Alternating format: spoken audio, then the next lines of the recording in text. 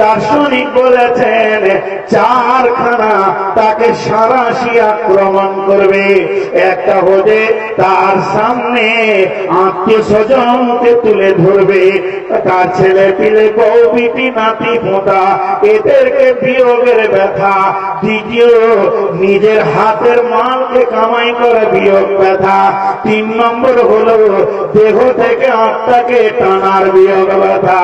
আর 4র্থ নম্বর হচ্ছে ওই যখন ওর জানটা কবজ করা হবে তার মুহূর্ত আগে কোন জায়গাতে চললো ওকে দেখিয়ে দেওয়া হবে। এটাই হচ্ছে মওতের সব থেকে বড় কঠিন। বন্ধুরে, কওমে বানি ইসরাইল নবী মুসাকে বলছে, ও নবী মুসা, মানুষের মত প্রাণীর মত কেমন ভাবে হয়, আত্মাটা ভিতর থেকে কেমন ভাবে যায়। নবী মুসা রে, তুমি একবার আমাদেরকে বুঝিয়ে দাও। নবী মুসা বললেন, মত এমন একটা জিনিস যে মরবে সেই স্বাদ পাবে, পৃথিবীর কেউ বুঝাতে পারবে না। নিজের নিজের নসিবে মত লেখা আছে। তবে আমরা নবী, আমাদেরকে আল্লাহ ডানে বামে মানুষকে বোঝানোর কিছু ক্ষমতা দিয়েছে। বিধায় তোমাদেরকে একটু বোঝায়।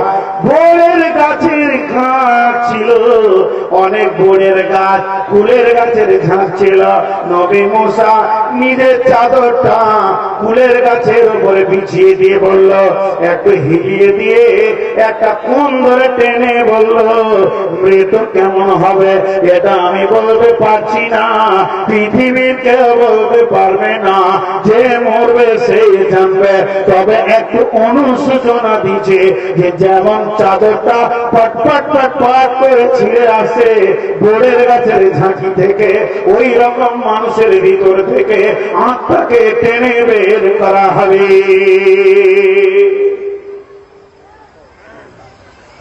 ভাইয়া, শুধু যদি মত নামে ট্যাবলেটটা খাই আর মতটাকে যদি ভাবি, সব আমলের রাস্তা ঠিক হয়ে যায়।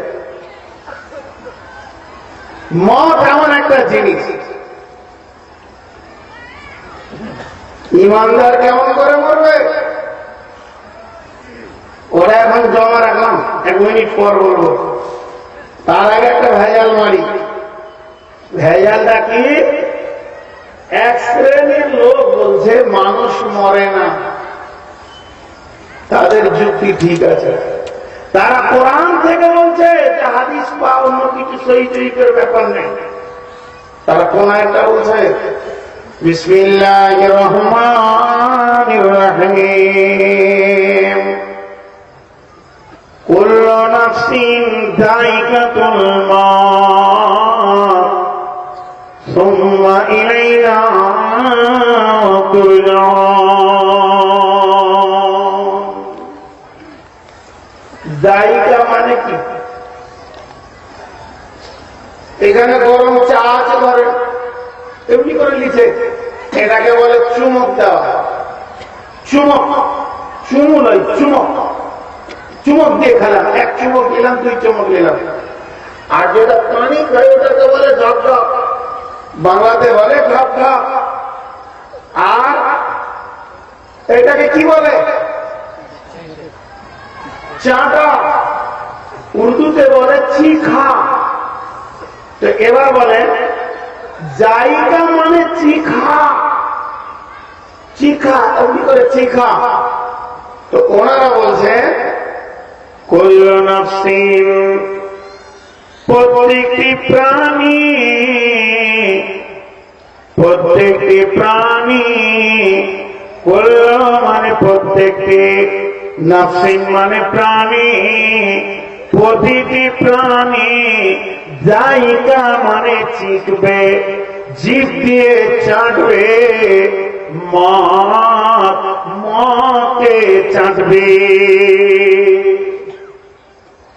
আমি একটা লেবুর রসকে চাটলাম, আমি ক্ষীর চাটলাম, আমার হাতে মধু ছিল চাটলাম, আমি গুড়কে চাটলাম, তা বলে কি আমি গুড় হয়ে গেলাম, না আমি মধু হয়ে গেলাম, না আমি ক্ষীর হয়ে গেলাম।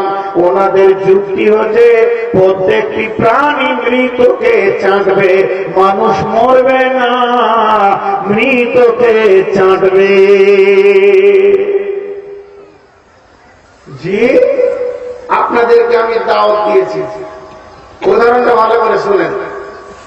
দাওয়াত দিয়ে বুফা করে দিয়েছি সিস্টেমটা, খাওয়ার বসে লয়, প্রথমে আছে ভাত, রুটি, মাছ, মাংস, সালাদ, ডিম, তারপরে আস্তে আস্তে তেলে ভাজা, রসগোল্লা, মিষ্টি দিতে দিতে দই, এই করতে করতে পাঁপড়, মানে 50 রকম খাবার দিতে শেষ কালে দিয়েছি চাটনি, ওইটা জিভে এলে আর প্যান্ডেল থেকে কাঠ। ওইটা যেই খাবি সে আর প্যান্ডেলে থাকবি না। তো আমার আল্লাহ জন্মের পরে খাবার শুরু করলো, মায়ের কাছে যখন কোলে আসলো তো আর শুরু হলো খানিক চিনি রস মুখে দে, খানিক মধু দে, এইটা দিয়ে শুরু হলো। এবার ওই ছেলেটা আস্তে আস্তে বড় হচ্ছে, গোটা চুষতে, তারপরে পরে করে হাড়, মাংস আর আম, আপেল, চেরি একেবারে হাড় পিসা করে পিষে যাচ্ছে। হলার নম্বর 36 হয়ে গেল। এবার চলতে চলতে চলতে চলতে আমার আল্লাহ বলছে, তোর এই পৃথিবী নামের প্যান্ডেলের শেষ খাবারটা হচ্ছে মদ, ওটাকে যখনই চেটে দিবি প্যান্ডেল থেকে বেরিয়ে যাবে। ওনাদের যুক্তি কিন্তু এটা ফেলে যাওয়ার, এটা দার্শনিকদের কথা। ওনারা বলেন আপনার জীবনে কি কি খাবেন আল্লাহ লিস্ট বানিয়ে দিয়েছেন। আমার ওস্তাদজি কি কি খাবেন সারা জীবনে লিস্ট বানিয়ে দিয়েছেন।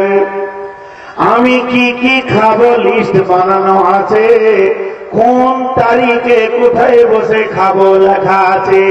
এই লিখতে লিখতে শেষ কালে আছে একবার মদকে চেটে দিবি দুনিয়া থেকে চলে যাবি। তাই বলছে কুল্লু নাফসিন যায়কাতুল মউত, প্রত্যেকটি প্রাণী মৃতের স্বাদ গ্রহণ করবে। তার মানে এরা মরবে এ কথাটা ভুল, এরা মরবে না, এরা মৃতের স্বাদ গ্রহণ করবে।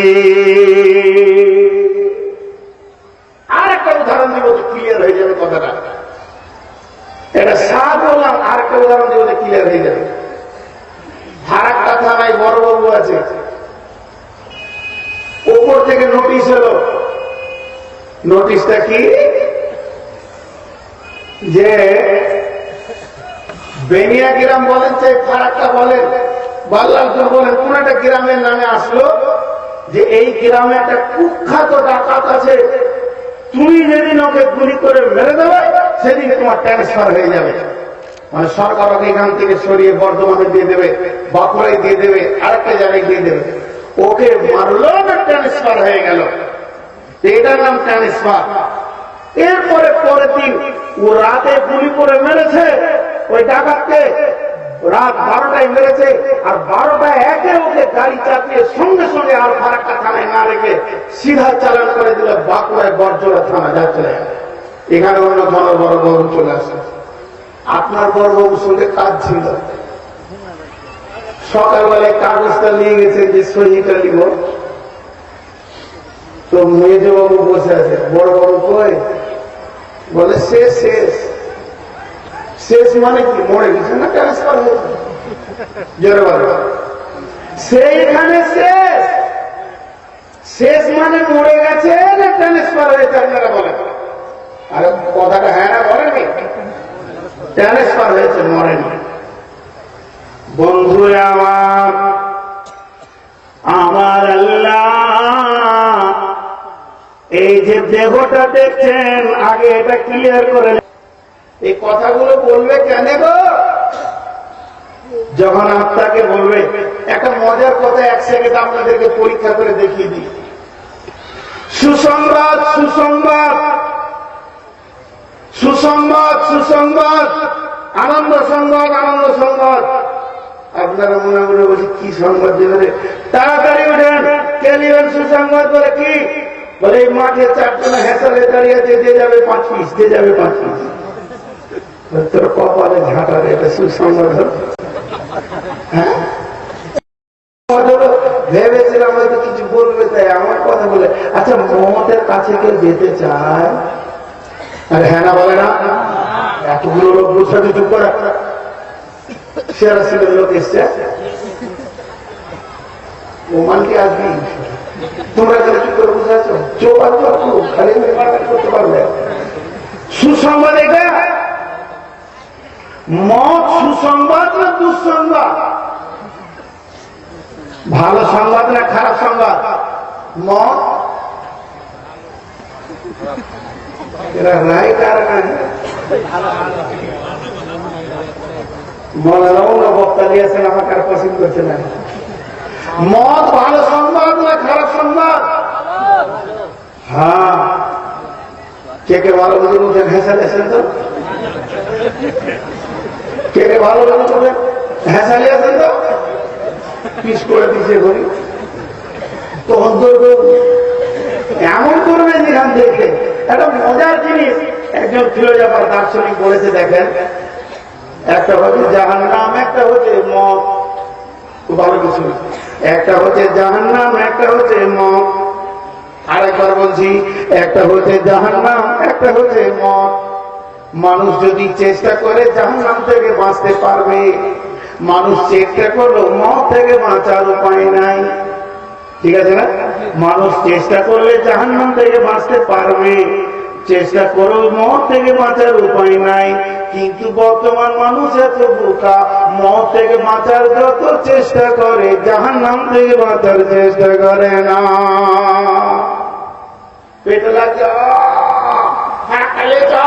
আরেকটা ডাক্তার বলে হলো না ধুলিয়ান, ধুলিয়ান ডাক্তার বলছে হলো না বহরমপুর রেফার।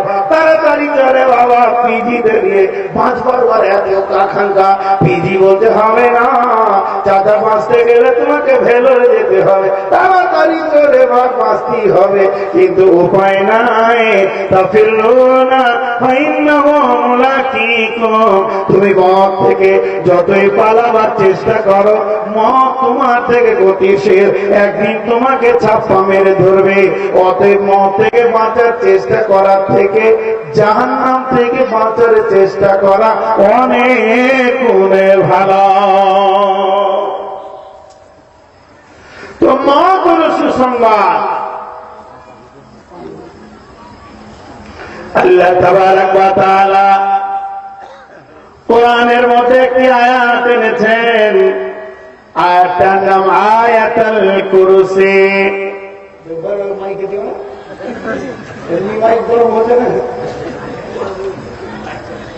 ছেড়ে দিন, আমাকে আর পারছি না।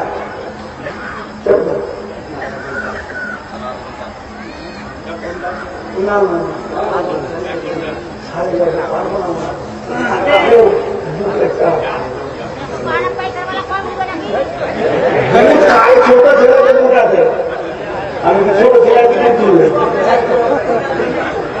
দাঁড়া উঠে বড় ভাবতে পালিয়ে গেল।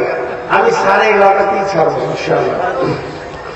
আল্লাহ তাবারক ওয়া তাআলা বলেন, আজরাইল যখন এসে বলবে যে তুমি, তোমার রব তোমার উপরে রাজি আছে, যেটা আমি আপনাদেরকে দেখাতে চাইছিলাম, 1 সেকেন্ডের জন্য একটা আপনাদেরকে দিয়ে প্র্যাকটিক্যাল করব। খুব জ্ঞানের কথা বন্ধুরে, তার আগে হাদিসটি বলেনি। সূরা বাকারায় একটা আয়াত আছে, আয়াতটার নাম আয়াতুল কুরসি। আয়াতুল কুরসি মানে আয়াতটার নামই হচ্ছে সিংহাসনের আয়াত। এই আয়াতটাতে আল্লাহর গদির বর্ণনা দেওয়া আছে, আল্লাহ সিংহাসনের বর্ণনা দেওয়া আছে। বন্ধুরে,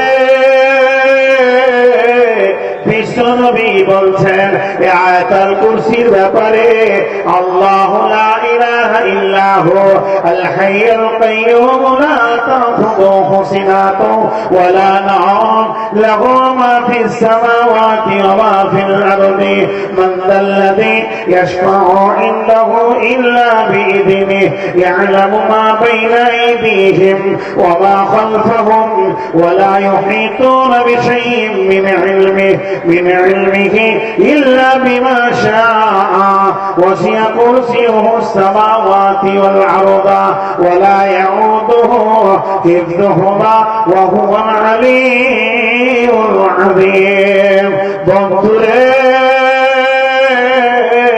দয়ার নবী বলছেন একটা চটি কিতাব আরব থেকে দিয়েছে, দুয়ার কিতাব, যার মধ্যে লিখে দিয়েছেন যে আল্লাহর নবী বলছেন এই আয়াতুল কুরসি প্রতিদিন